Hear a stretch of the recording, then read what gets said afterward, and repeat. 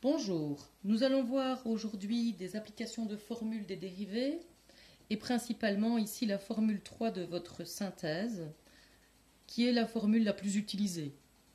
Il faut donc bien l'appréhender.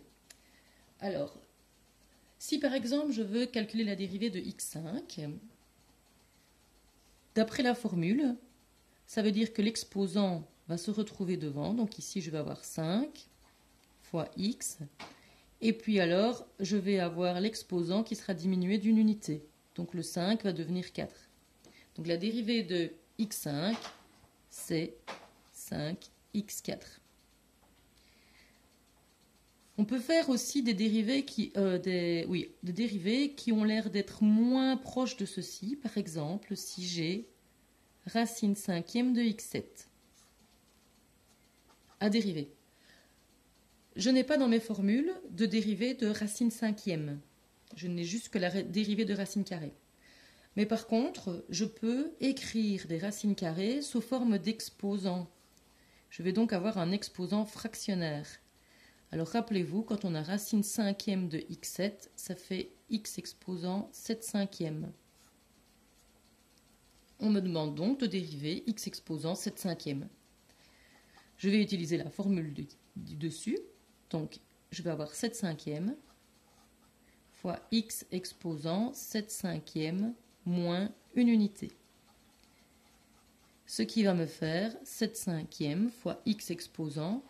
Une unité, c'est 5 cinquièmes. Donc, 7 cinquièmes moins 5 cinquièmes, ça fait 2 cinquièmes. Si je désire l'écrire sous le même type de forme que ceci,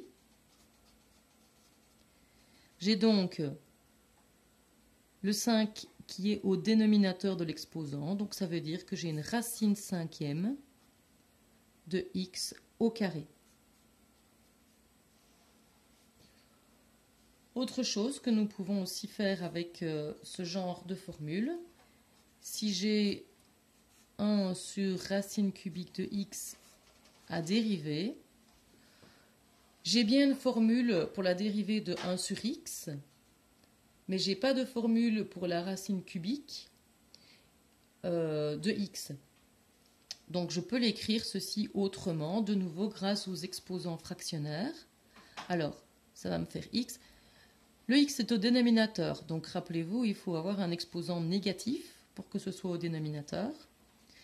Et racine cubique, ça veut dire que c'est exposant 1 tiers. Je vais donc faire la dérivée de x exposant moins 1 tiers.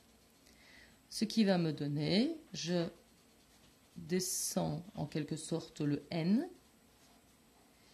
Et puis j'ai moins 1 tiers à qui je dois enlever une unité.